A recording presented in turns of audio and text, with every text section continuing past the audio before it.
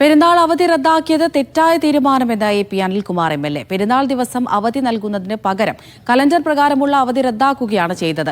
വിദ്യാർത്ഥികളും ഉദ്യോഗസ്ഥരും മുൻകൂട്ടി യാത്ര തീരുമാനിച്ചതാണ്. ഈ യാത്രകളെല്ലാം പ്രതിസന്ധിയിലായി എന്നും അനിൽകുമാർ മീഡിയ വണിനോട് പറഞ്ഞു.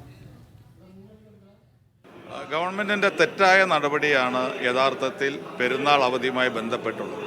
6-ാം തീയതിയാണ് കലണ്ടർ അവധി പ്രഖ്യാപിച്ചിരുന്നത്. 6-ാം തീയതി അറഫ ദിനമാണ്. സ്വാഭാവികമായി 6-ാം തീയതി പെരുന്നാളാണ് എന്നുള്ള ധാരണയിൽ ആളുകൾ തിരുവനന്തപുരം ഭാഗത്തുള്ള കുട്ടികളായാലും ജീവനക്കാരായാലും കുടുംബങ്ങൾ ഒരുമിച്ച് ടിക്കറ്റ് എടുത്ത് പോരാൻ വേണ്ടി തീരുമാനിച്ചത്. അതുപോലെ ഈ ഭാഗത്തുള്ള തിരുവനന്തപുരത്തും കൊല്ലം ഭാഗങ്ങളിൽ ജീവിക്കുന്ന അല്ലെങ്കിൽ അവിടെ താമസിക്കുന്ന ഒട്ടേറെ ആളുകളുണ്ട്. അവരൊക്കെ ഈ ദിവസം അവധിയാണ് എന്ന് കണ്ടുകൊണ്ട് തന്നെ തുടർച്ചയായി വെള്ളി, ശനി, ഞായർ 3 ദിവസങ്ങൾ ലഭിക്കും എന്നുള്ളത് കൊണ്ട് തന്നെ അവരൊക്കെ നേരത്തെ കാലക്കൂട്ടി ടിക്കറ്റ് ബുക്ക് ചെയ്ത ആളുകളാണ്.